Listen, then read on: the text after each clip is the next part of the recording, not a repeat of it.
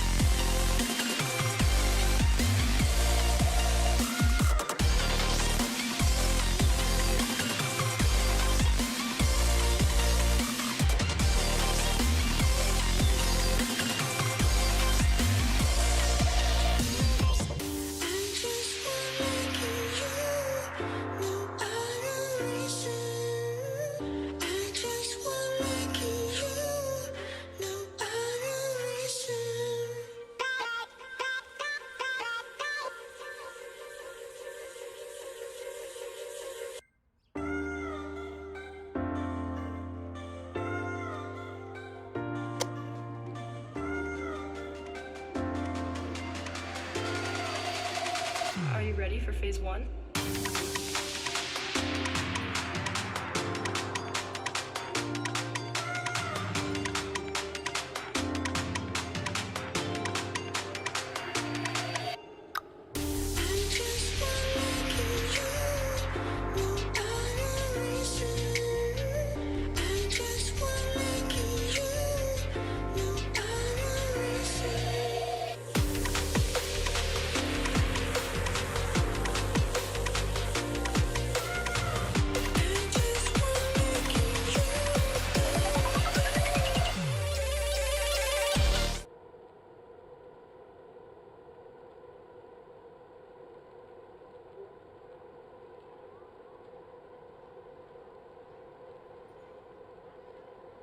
Good evening, Liam. How's things? Yeah, not too bad, thank you. Welcome to round 4 of the British Cycling Southwest Region Swift Series. And where are we today, Moti? We are in the beautiful Tyrol town of Innsbruck, and this hosted the 2018 World Championships, which was won, if you can remember, by Alessandro Valverde from Spain, who lost it last year to a complete unknown in the rain of Yorkshire. So this is a beautiful course, and this was actually ridden by Greg Henderson, who actually did all the riding to map the ride out for Zwift just before the World Championship started. And this is a really tough course. So the actual course itself is the reverse of the World Championship course. So rather than going up the climb in a clockwise version, they go up in a counterclockwise version, which is a lot steeper, but it's also shorter. So this is a difficult course, and what we'll see tonight is that the course rises up, and it's about a 5.4% average on the shallow side, which is the other side, but this side it's about 6.9 average degree climb all the way up to the top. And the best time for this course is around about 13 minutes and 7 seconds, and that was actually only set this month in a race earlier on.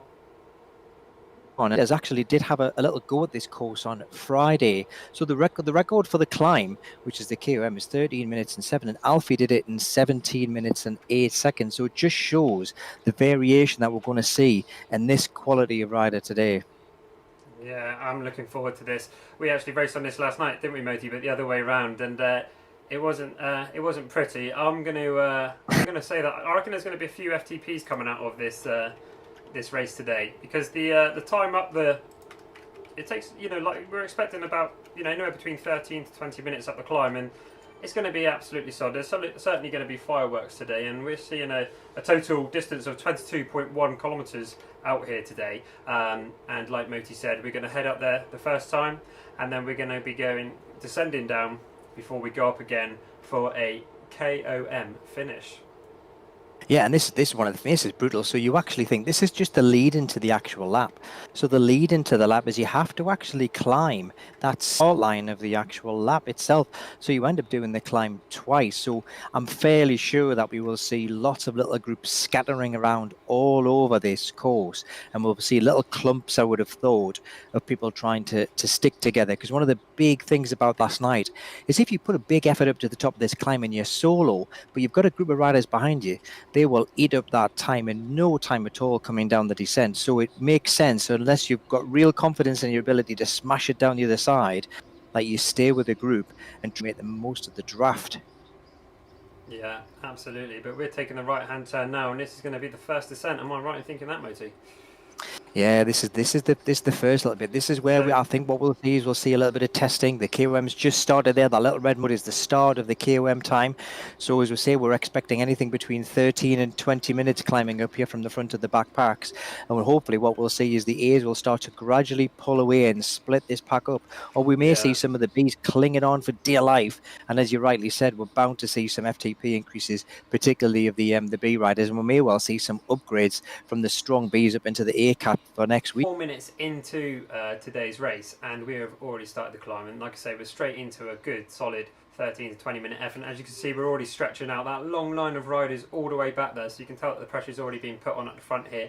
5 to 6 watts per kilogram. Looks like we just have one setting a pace off here off the front as we watch Fisher pushing out 250 watts at 182 beats per minute heart rate, so he's certainly already probably up in the VO2 range. And this is a course where you cannot go to this race cold. There are some races where you rock up, get yourself in the pen, and smash it out, and use the first 5 minutes as a warm up. You cannot do this on this course. If you haven't warmed up, by the time you get to this bit of the climb, you are going to go backwards in a big rate of knots and end up climbing as your part of your warm up, which is not the best way to start a race. No, absolutely not. And as we know, it's been pretty warm outside, so I should imagine these guys are going to be absolutely boiling wherever their pain caves may be. So one of the key things today, I think, Moti, is going to be how well your cooling system is in your pain cave as such. You know, do you have good cooling? Are you going to be able to keep your heart rate down as low as possible and able to put that effort in twice? And as we can see here, we've got off the front here from Tri UK, 5.7 watts per kilogram. As we see the teams coming in behind, here we have Charlie right in behind, closing the gap. And as you can see, we've already got distance riders behind, 3 to 4 seconds illustrated on the right hand side. You can watch those grow, and as we can see, the peloton are already behind. Now, it would be interesting to see if these two can put in a decent effort up here to stay away, but as you can see, it is starting to fragment back here. If we click onto Blake Pond, we can see Blake. He's been a strong rider over the past few weeks. I think he's currently sat in second behind Alfie Peters. But as we can see, we've got a solid group here where Blake's sitting in, but at the moment, we do have 2 riders slightly up the field. Now, this will be interesting because one of the things that you said there was about the temperature, and even up here in Geordieland, it's boiling hot today, and I'm sitting in my office kind of doing this commentary, and I'm absolutely baking. So for these guys who are smashing it up, 5-6 watts per kilogram up this hill, 2 of the things are going to be key. Is one is keeping cool, so it's, do they have a fan, and where are they? Are they have windows open? Do they have the garage door open? But the other thing is, what's the fluid intake been like today? So have they been really taking on those fluids? Because these guys are going to sweat an awful lot as they go up this climb. Will they have enough fluids on board to try and combat the cramp that's undoubtedly going to kick in on the second climb? Or have they got the cooling and the hydration absolutely bang on, and who can hang on right to the end? Yeah, absolutely. It's all very important. As you see, he's doing a great job off the front there, pushing 6 to 9 watts per kilogram. You see that on the right hand side, but we do have a good group here behind Moti, and I think, if they can hold this difference, if they can keep the distance and not let it draw out too much, I think it could all come back together on the descent. But this does look like it's already setting the pace, and we are going to start to lose riders off the back, as we can see there on the left hand side, all dropping off. Looks like we have a strong fielding from Team Tour 2000. As you can see them all here riding together single file, maybe practicing for their team time trial that's coming up, Moti.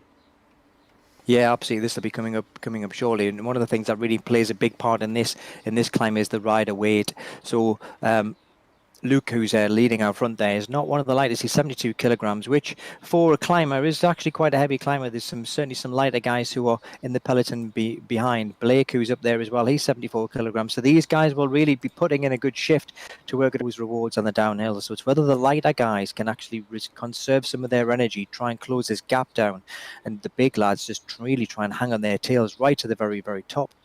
Yeah, we're just looking at Swift Power, and we can see that, like you say, Luke's on the front. He's got that gap, and I can only see red numbers, Moti. Red numbers all the way down.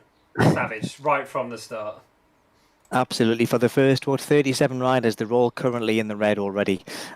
So you can just see that this front group is really starting to splinter up a little bit, but everyone wants to see how these bigger guys do as the climb gets further on. It does get very steep in places, and we can see there now Luke's coming up to a 14-15% part of the climb, which is really quite tough for a heavier guy.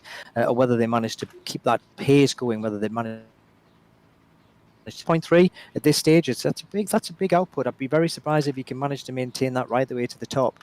Yeah, and as we can see, we do. Luke is doing a great job off the front there. We do have one distance, and we've got Jones now putting in an attack at 8.4 watts per kilogram just to take himself off that front group. It'll be interesting to see if we're going to have Team Tour going to do any work, or they're just going to hold that pace to bring control to the front of the race, and believe that they can catch back this attack on the descent before we go straight back up again.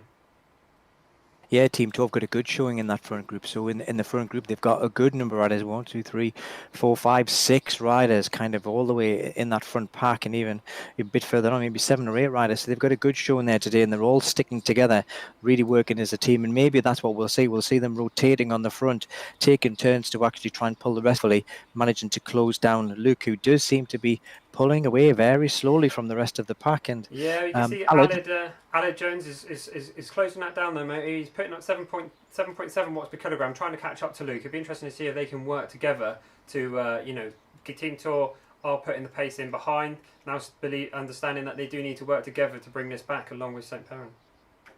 absolutely, yeah. So if Aled can bridge Luke, then they can hopefully work together, just to try and play off each other to pull them up the hill and try and maintain this gap. The bigger gap they've got, the more chance they have of staying away and managing to tempo it on the flat. Although Luke's now thumping away at 194 beats per minute, so he'll be close to his max, I would have thought, at the moment. Whether he can sustain this for a while, I don't know. Whereas Aled's on 184 beats per minute, so he's not working quite as hard and seems to be closing the gap down nicely. Yeah, we're just on board with Aled at the moment. As we can see, we're closing in that gap. Currently 3 seconds. It looks like Aled is going to as we can see, the pace kicks up again and the train kicks up the elevation. As we can see, 13% at the moment up in the top right-hand corner illustrated. As Aled does look like he is going to make contact with Luke on the front. And the rest of the peloton are 10 seconds behind Moti. Yeah, that's a brave move by Aled. So he's really kind of put all of his eggs in this basket now, and what he's be hoping for, he'll be hoping that Luke will. What Luke may do is he may kind of think, oh, we're going to ease off a little bit now because I've been caught, and maybe we'll see the peloton start to close that gap. It very much depends on how hard they can push each other on, or whether they just start playing games and start easing off a wee bit. Yeah, and we are just over halfway on the climb, so it's definitely a tough one. We are live on Facebook, Twitter, and YouTube. Feel free to comment. We will interact with your comments, etc. It's great to get interaction. So let us know what your predictions are, and we'll be sure to read them out. As you see now, Oscar Hutchins on the front for Team Tour, trying to bring down that gap. But it's gone up to 16 seconds now, Moti. And there's no time for slacking. If they want to be in the contention of getting a first place right up in top placings, they do need to close that down, because 20 seconds on this climb is a long. They'll descend, they'll be able to work down if they get into super tuck working together. Luke and Aled, there's they could hold it away at 20 seconds, and if they get straight onto the bottom of the second descent and they can climb again at a similar or the same pace, it's going to be interesting to see what happens, mate. Yeah, absolutely. So when they crest at the top here, that gap will kind of suddenly go from 20 seconds it is now up to 1 minute and 20 seconds in no time whatsoever, and that'll give them a really good buffer for the base of the second effort up the climb. It's how much they actually take out of themselves now to create that buffer, or whether they are, taking it fairly simply. But I don't think they are. I think they are putting in a good shift here to try and create as big a gap as it possibly can, and being as a 2 puts them in a really good stead, unlike last night, as you see, with the race that you had where there was a single rider who pushed off the front, tried to crest alone, and was gobbled up in absolutely no time whatsoever. But whatever happens here, they will all be putting themselves through the hurlocker, that's for certain. Yeah, we got interaction coming in on our YouTube channel from Joe saying James Brown for the win. Now I do believe James Brown is from Team Tour, currently in 10th place, so he's working with his Team Tour teammates down there, and be interesting to see what happens over the crest of this first KOM. Absolutely. I think if Team Tour work together and they start putting a good shift in, they manage to maintain that gap and then start working together in the downhill and then start recovering and putting a good turn around on the flat bits, they could well close this time down. But I think it very much depends on how much of a teamwork ethic they've got, or whether they're very much out for themselves. But looking at it so far, they do seem to be sticking together quite well. Yeah, absolutely. And the pace is really hard. If we just take a little look at the results from last week, we can see Alfred Peters is currently sat at the top of the leaderboard for the 3 prior races. But it looks like Alfie's not able to contend with the climbers out here today. He looks like he's a minute back. So he has got some work to do to try and hold his place. And as we look across to the team results, we can see that currently Team Tour are sat at the top, closely followed behind by Mid Devon Cycling Club, Exeter Wheelers and WCCC. Yeah, Team Tour 100%. looking good to strengthen up their lead. And this is a tough course for Alfie, because Alfie's an out and out sprinter. He's got an amazing amount of power, but at 80 kilograms, this will be a little bit of work from him. And he'll be like a sprinter in a tour. He'll be kind of trying to limit the damage on the GC kind of position, if you're thinking about it that way, to try and get as many points as he can claw back on this, and hopefully from the last 3 rounds that he's had so far, puts him in good stead and manages to maintain his lead. But Alfie will find tonight's race a tough one. Yeah, absolutely. And as we are getting ever more closer to the top, let's just quickly take a little look back and see how the guys are doing. So here we've got Blagden from St. Piran he's 3 seconds away from the group behind, trying to bridge holding a 5.6 watts per kilogram, 176 beats per minute, pushing out 390 watts there. So definitely at the top end of his threshold pace. As we go further back, we look at Team Tour. We've got Gray here doing a bit of work on the front with Hutchins, 182 beats per minute, 350 watts. Again, definitely in the hurt locker. And as we go back slightly further, we've got Blake Bond, currently 2nd place overall. Just staying in contention there with Gary Chambers and most of the others who are at the front. We've got Peter Howard slightly slipping off the back from Team Tour UK. But they're definitely all in contention. And if they can work together, get over the top, the dynamics in Swift on the descent, they could come back together. Moti, what do you think? Absolutely. I think, well, currently that gap does seem to be slowly coming down. There's a 7-second gap now to Blagden, who's in 3rd, and then 12, and there's a little group of people there. I think the people who are currently sitting behind Alfie will be wanting just to see where Alfie is, and then just try and increase that distance away from him as they get to the top of the climb. Really try and capitalize on putting him into a position where he struggles on the second effort up this hill to really dig in some more time to him and shove him down the rankings to try and reduce his points. But I agree. I think this a little bit. Whether the two in front will put up another burst, I don't know. We've just come through that flat section. When I say flat, it's 4%, but it feels very flat when you've been clamping up 12 and 14%. Yeah, so they've eased off a little bit there, closed the gap. Whether they can maintain it or not, I think it will come back together, Liam, on the flat. Yeah, and I'm looking forward to seeing who's got the legs for a second ascent. And like we say, it is a hill top finish today, or mountain top finish even. So it will be interesting to see who does have that legs, and have these two maybe spent too much energy first time round. That would be an interesting thing to see. But we are very, very close to the top now, Moti. So I'm going to be interested to see if there are going to be any sort of tactics behind. Are there going to be any attacks? Have they been pacing themselves? Do they know that they're going to frog leap the others and jump off the seconds? But as you can see, it's out to 22 seconds now behind. 22 seconds, and then a further 5 seconds behind for the main Group 1 behind. So yeah, all to play for, I think. Yeah, this little false flat bit here before they kind of just turn around this little kicker to the left hand side, that last little ascent to the arch. And it is interesting to see what's going on behind. So one of the things that's key to the riders behind is making sure that they've got riders around them. You do not want to be alone at the top of this arch and have to descend on your own, because you will lose an awful lot of speed. So they will be sitting around, looking around, seeing who's around them to try and get wheels beside them so they can pull them along, I think. Yeah, indeed. These two are working incredibly well together. You can see they're sharing the turns out here, just like outside. And as we say that, we got a slight kick from Luke, or unless that's just him stretching his legs. I think he's just having a little stretch. But like you say, the algorithm on here, you do get drafting on Swift just like outside, and there will be ever so bit of draft going uphill. But yeah, it's good to see them working together and sharing the load as they go up and over the top. We're going to slightly come up here. We're going to take a left hand, and then we will be seeing the KOM arch at the top. Yeah, it'd be interesting to see what times they've been putting up here, to be fair.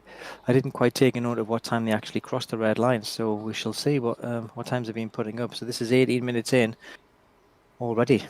Yeah, it was just over 4.5 minutes, I believe, as we crossed, but we should be able to get the KOM on Swift Power as that populates. But as you can see, we're just coming up here now, 100 metres out, as we go over the top. 30 seconds they've pulled out, 30 seconds lead, Moti, over the guys behind. And there we go, up over the top. 15:09.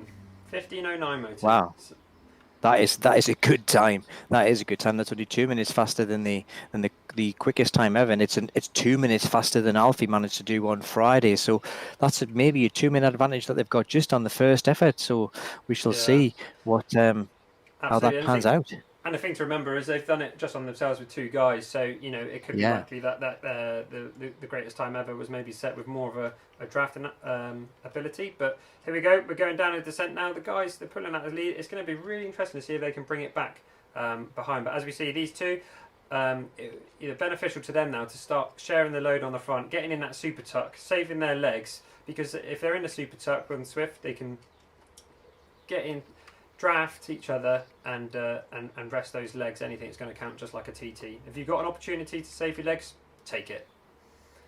What would be really interesting is here is whether they actually start, whether they want to continue to push down to try and maximise some of that gap, knowing that the pack behind is going to be closing down just by the numbers that are in it, or whether they want to bring their pulses right down and have a really good recovery. So that's a difficult choice for them to make, whether they want to push and try and maintain that gap, or whether they want to have a real good recovery phase here to really set them up for the second climb. And it looks like, 4.3, 4.4 for the, so they're certainly not hanging around. They're certainly not just waiting for the pack to catch them. They are trying to maintain that gap as best they possibly can. Now up to almost a full minute now. Yeah, they definitely are pulling away. Luke and Alid working really well here together.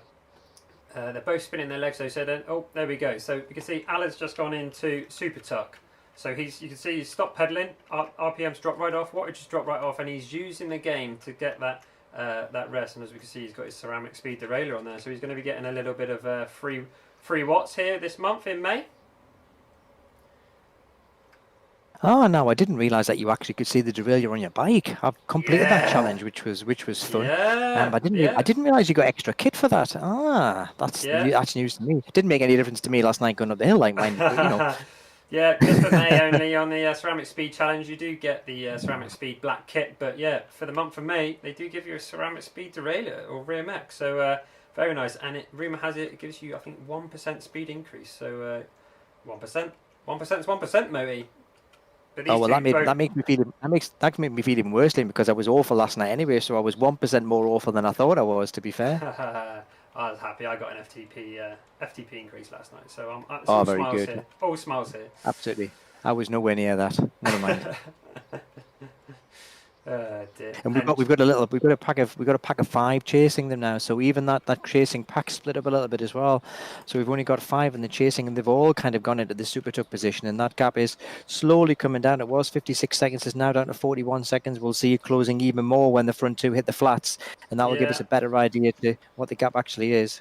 You can see they are attacking on front here. So we got a couple from Team Torn and one from St. Piran. So they're definitely going to be closing that in. But as we can see, it's come down now to 33 seconds lead. It is hard to keep up with the timings just on the descent, but as soon as we take that corner and go straight up the climb again, we will be able to see what the times are. But these two for now are definitely working really well together, again in that super tuck on the front here with Alid. And James Brown's in that chasing group there, so he was one of the pitchers for the win today. You never know, he may close this down and start pushing a little bit to put the pressure on Alid and Luke at the front. Just having another quick look at Swift Power whilst we were just descending down this hill. We can see, Luke on the front, 5.2 watts per kilometre average so far. Sorry, that does look like it's slightly off at the moment. We've got some additions. Yeah, it's just refreshed there. Up on the front. Yeah, so we'll let Swift Power sort that out, and we will come back. Blake Pond's up there as well. Blake Pond's in that top 10 as well, so he's putting himself in a good position to pull up some points on Alfie, who's down in 21st position. And that Team Tour group still seems to be sticking quite well together there. So there's still 3 of them chasing down James, Josh and Oscar. So they may well work together to gradually pull this gap down. Yeah, that's it. We're back on in now. So we see Alid, 4.9 watts per kilogram. So he's been working quite well actually to keep the watch down. But we obviously Luke's 5.1. Ollie chasing in 3rd position, 5.3. Thomas Run from Team Type 1, 5.1. Blake Pond from 5. So yeah, like you say, Moti, they are all there, aren't they? We have a good sort of 13 people up the top, and if they can work back together, there's no reason why they can't work together on the climb and maybe catch these on the second ascent. Absolutely. And I think one of the things I remember reading not too long ago was that 1 kilogram increase in weight is equivalent to about 14 watts going up a hill. So, for these heavier riders, they're having to push 14 more kilograms and a rider just 1 kilogram less just to be able to stay with them. So it'll be interesting to see how these weights look as we hit the flats, whether the light guys are all at the front or whether the heavier guys are at the back, or whether you've got the more powerful guys who are pushing up there. And at the moment, it seems to be the average rider weight, 72, 73 kilograms, which seems to be putting up there. Although Travis Bramley, 80 kilograms is up there with the front runner. So that's a great effort by Travis. Yeah, it is predominantly one for the climbers today, but as we can see here, we have gotten some great performances. I'm excited to see what these two can do, Mo. I mean, they attack straight out the bottom of the first ascent. They are chasing behind, but if they can work together up the second time up, they can potentially cross over that KOM with a bit of a gap.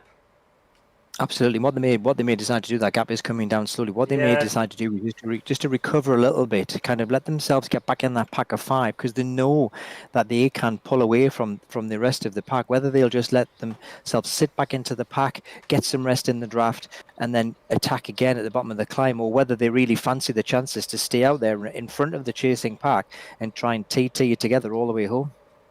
Yeah, we're just on board at the moment with Bramley here, and we can see that they're coming down. That gap is coming down. We're down to 14 seconds now. The team will be working together here. You see, on Swift we get the there is definitely just outside drafting. The speed will be greater. They're showing the load on the front. There are draft dynamics, etc., and the algorithms will look like that. But we can see now Alid and Luke just in the distance there. So I think they're going to get caught, as we can see here.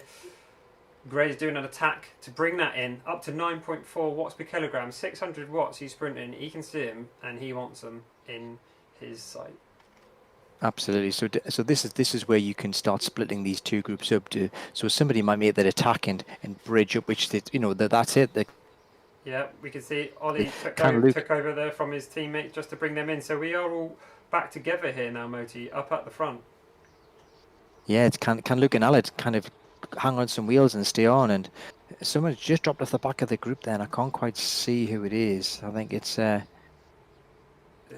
Starmer there. He's just dropped off the group, so he's going to have to put a little bit of a dig in now to get back on the back of this group. Yeah, Tom Stammer from Team Type 1. As we can see, a group of 7, and no rest for the wicked, Moti. There's the KOM line on the bottom. We're going up again. Oh wow, that's it. They're up again. That's it. That wasn't much of a rest at all, was it?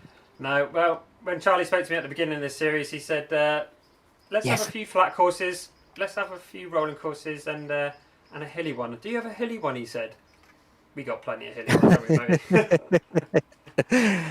Oh, it's great when you mix it up. So the series where you're mixing up these courses, where you're having a flat and a TT and a hill, is just great for making it a little bit more interesting for all the riders. So it means that everybody's got a chance of winning. So you haven't just got the same profile of rider winning every single race, and it's great to be able to put these sprinters who we see commonly winning all the flat races really being put into a position where they're very, very uncomfortable and struggling all the way up to get a good position here.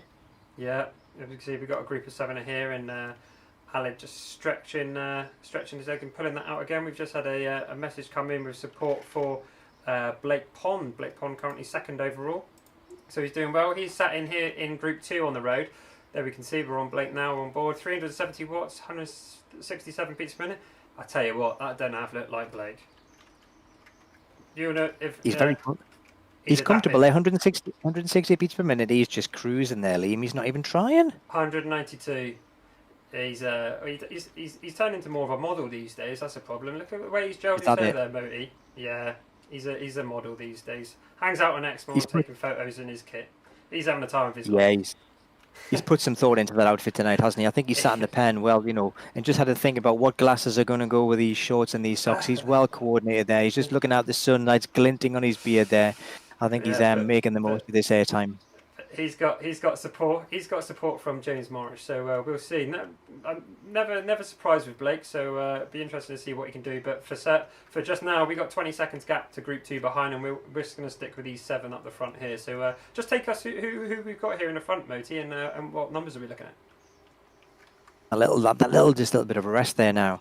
So at the moment we've got a good few riders in that front group, 7 in the front there now, isn't it? What's interesting, we've got a couple of teammates in the same group as well, which I think will be interesting to see whether they decide to control all the way to the top, or whether they let Luke and Alid push away again. So they're currently still pulling 5 watts per kilogram, so they're still in the red numbers. So they're certainly not backing off on this second climb. But Tour 2000 with, I think it's Oscar in there as well as Josh, I think, are the front two for Tour 2000, whether they're going to pace it. But I can just see, looking and breaking off the front, is Aled Jones is going for it Yeah, again. we So can is see Luke now going to that. follow him?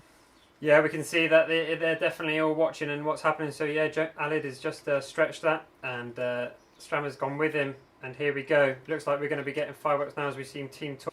And there's a lot of large This numbers is going to be coming through, interesting. fighting to stay through. So I think things are going to certainly heat up now, Moti. But we're looking at like a 12 to 13 minutes left of this ascent. So it's still a long time, and the battles are already starting. I think we're going to see those heart rates elevate really, really quite high. Yeah, absolutely. It's whether they start yo-yoing these attacks. So are they going to start, everyone having a bit of a go, and is it going to be a kind of a survival of the fittest? Are we going to see some attrition of people who just can't cope with repeated attack after attack after attack and dropping off the back? Or Well, are that's they the just thing. all playing a little bit shitty just to see who's still got something in the legs and Yeah, who actually can take it to the top? just as we hit the 14% section here, you can see Alid again is putting in another attack off at 7.5 watts per kilogram, 520 watts he's doing there, up to nearly 600. And as you can see, we are now behind Moti. You can see that Strammer's just trying to close in there with Luke behind. And then we got the Team Tour guys just trying to hold in there on the back of Lagden. But we're going to stick Jones with Alid here and Stammer and Luke. But it looks like they're closing this back in now. So it's going to be an exciting finish, mate. Yeah, these little surges, you just get these little surges really sap the legs. So you get the little surge, then you get this recovery, then somebody attacks again and you surge again, and you just get this sapping effect. When you're pacing it up the climb, when you've got a nice steady rhythm going, it's much, much kinder on the legs. When you've got the little surges and then a relax and then a surge and a relax and a surge and relax, it just saps the energy from the legs, and eventually the legs just don't respond and you end up going backwards. So it'll be interesting if these attacks continue to come, or whether they're now just settling into a comfortable pace where they're going to climb together. Yeah, absolutely. And as we just see from this shot, it is just uphill all the way, 14%. So they're certainly going to be feeling that. Whether they're on smart trainers, so this is going to be simulating just like it is outside, or if they are on a dumb trainer with their power meter, it's not going to make it any easier. The wattage is the wattage. So 370 watts we can see at the moment here with Alid still on the front. They are going to be hurting. Absolutely. I'll tell you what, who's that in that hat? Tell you what, Travis is going to be boiling in that hat of his there. That flat cap he's got on. Not a good choice of headwear for this weather in Austria today, lad. No, absolutely not. Let's have a little look. And as we can see, we have got Blake there behind, 4.6 watts per kilogram. So we're not forgetting these guys behind. But if they can start to work together and start to push, they haven't got long left to fight. But with 17 seconds, it's not out of the question yet. But I think it's going to be unlikely now. That's a big ask. We'd have to see a proper big attack by somebody coming up to be able to cover that 20 seconds in the time that they've got left. Here we are on Travis. Yeah, lovely cap that one, isn't it, mate? He's obviously gone for style today. Absolutely. Yeah, but I think he's gone for. I think it's probably from the. I think he's probably sponsors. I think he's looking for the airtime with that cap. Looking for his airtime. He is on the front here there. We can see 193 beats per minute, 470 watts, pushing 500, but slightly stringing it out there. As we can see, if we just change the angle of the camera, we can see that they are all, well, I like to call it social distancing, Moti. Good 2 meters between each rider there. Yeah, comfortably. A nice little TT line they've got there going there, isn't it? Almost. Absolutely. There we go, 6%.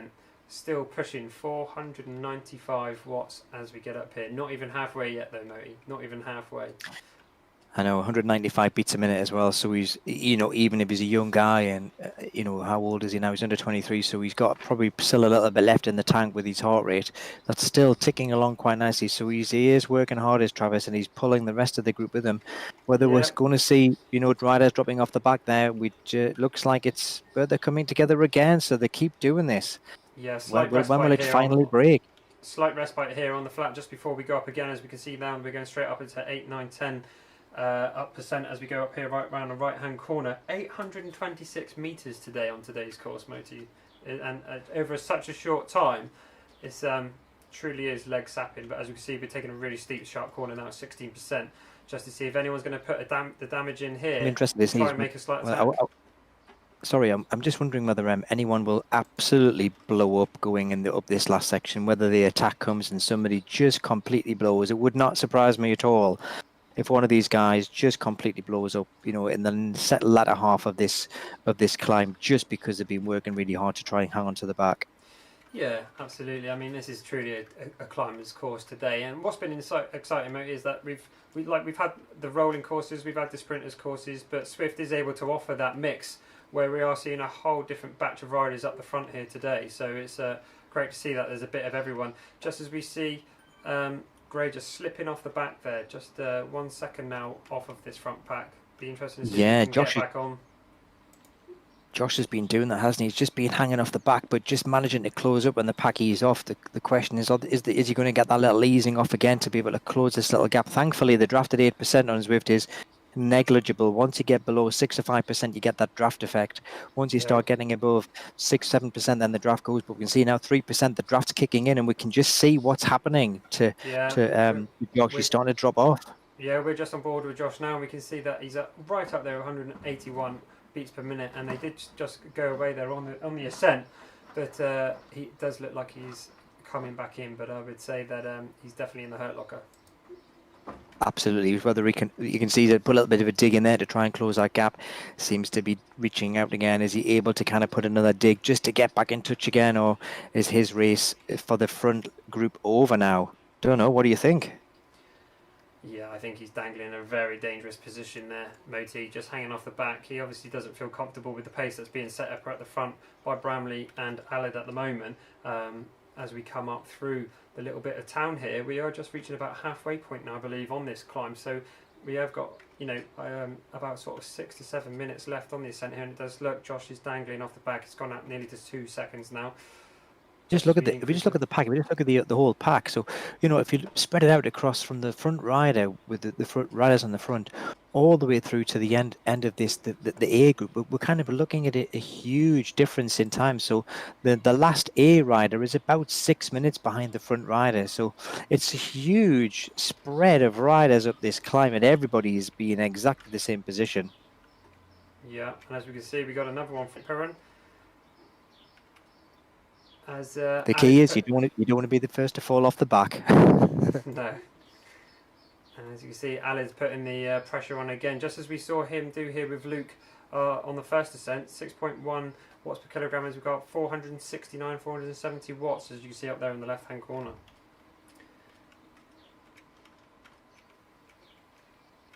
Yeah, some good numbers being put in by Aled. Is he having another dig there? I think he is, isn't he? He's having another little go. He's testing this group, isn't he, Aled, every now and then? He just likes to put a little test in just to kind of see who's still there, see who's got the legs. Yeah, absolutely. We do see Ollie though trying to come back in, 6.4 watts per kilogram, trying to chase onto the back of Luke's wheel. But we are up in 12% gradient now, so it's definitely going to be tough going.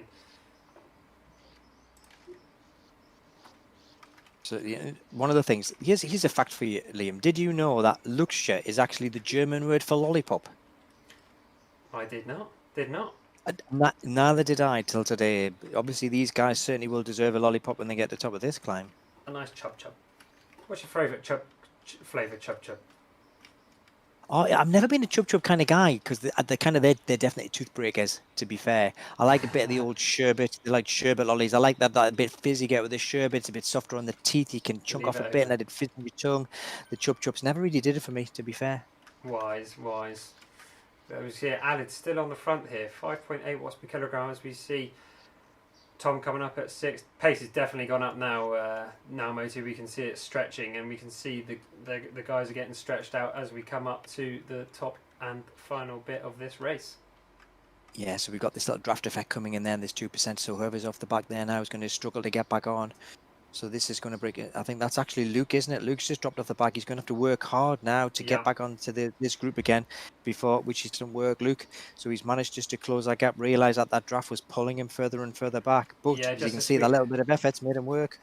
Absolutely. I mean, the question is, we did ask too much effort on the first time, but as we can see, straight up to 15% gradient here again. You can see Alid is now getting a gap here on the front as he pushes up to 8 watts per kilogram, using this really steep section to get that distance. And as we can see now from this shot, Moti, we got 2 seconds now. 2 seconds. It'd be interesting to see if Alid's going to prepare to put the effort in. 184 beats per minute though. I'm not sure if he'd be able to continue this all the way, but certainly just now he's certainly looking the strongest out here. Absolutely, he's been the more aggressive as well up this second climb for sure. He was certainly closed down Luke very well in the first group, and then he's been the one who's been putting all the attacks up this second climb. Nobody's really, apart from the very, very bottom, has managed to put in these sustained attacks, but then he's kept attacking, then dropping back. But whether he can see that he's now got 2 or 3 seconds on this chasing pack who don't seem to be working together to close him down, maybe this is the race-breaking break. We shall see. Yeah, but as we can see, we're on board with Alid just now, just as we go up through the trees here. I think you can smell the finish. Opened up a 5 second to 6 second gap now, Moti. Yeah, and even this little bit draft effect now, because the chasing pack behind him are all breaking up, they're going to lose some of that draft effect of working together. So that gap, I think these guys at the back are now reserved to fighting for the lesser podium places. I think they're going to let Alid go. Yeah, looks like we've got Bramley, Oscar Hutchins and Tom here from Team Type 1. As we can see here now, Alid is pulling out and attacking more, up to 10 seconds. 10 seconds. Might be looking at our winner here today, Tim Moti. I think you're right, and you can just see the passing some riders now. These are the D category riders, and you can just see the difference in the ability of these riders. So these D-cat riders, they will not be taking it easy. They'll be putting as much effort. D-category riders, obviously they don't climb as quick, but they will be in exactly the same hurtful position. And to see these guys come whizzing past them at 5-6 watts per kilogram does not do anything for your ego, that's for certain. Ollie will be able to see, Alid will be able to see now the KOM finish on his mini map up in the top right hand corner. As you can see, he's pushed up to 460 watts now. He's going to be going around the left hand bend here up to the KOM banner, and it looks like Alid Jones will be taking the W today. 20-second lead he's pulled out now, Moti, on the guys behind. Yeah, that's a great effort. Attack, all those repeated attacks just with digging, and I think he was just testing in that last attack. He saw that 2 second gap and thought, this is it. This is my race. I'm going for it. And he's managed to put in, he says, what, 7.8? He's put an orange number there for the last little bit, which is an amazing effort. Yeah, that's an absolutely great time from Alid Jones to take the W. As we look at the place for seconds, we got sprinting here. We got Oscar Hutchins from Team Type Tour going for second place. 770 watts, Mo. Is this turned into a sprint? It is a sprint. This is a sprint finish. This is a good tight sprint finish. Oh! Looks like they just managed it there. We'll have to wait for Swift. We'll have to wait for Swift Power for the final results there. But as we can see, Ollie Blagden now here from St. Piran just coming over the line as he crosses over the top. Been a hard day out here today, Moti. Hard day today. What's that?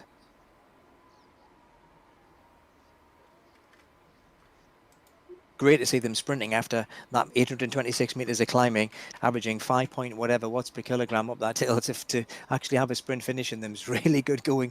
Poor Luke, who did all of the work up the first climb, just died off at the end there, didn't he? Just didn't have the leg to keep going. Absolutely. And I'm just looking down to see if there was any form of Group 2 behind, but it's broken up all the way down the mountain, Moti. So I think we'll take a look at the results, and we'll be calling that a day today. So thanks for joining me. Let's just take a little look at the results. So it does look like we do have Alid Jones there taking it up in first place in 42.09 with an average 5.1 watts per kilogram, Moti. Yeah, that's good going. Yeah. So absolutely fantastic racing out there today.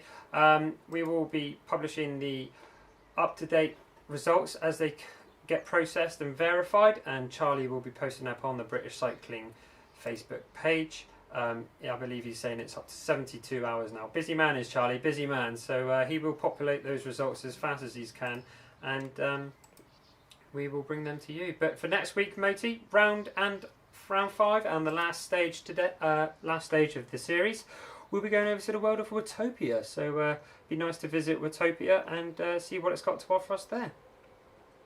Oh, there's plenty to offer in Watopia. What course have we got next week, Liam? Can you remember? Is it? You have to correct my pronunciation, but is it Sand and Sequoias? Oh, Sand and Sequoias. Yeah, that's the new. That's one of the new additions to the course. That's a great rolling course. So that should definitely be setting us up for some very lively racing. A bit of a little kicky KOM, a few rollers. Yeah, about a 6 minute climb. Good mixed course. So, absolutely. But thanks for joining me tonight, Moti, and thanks for tuning in.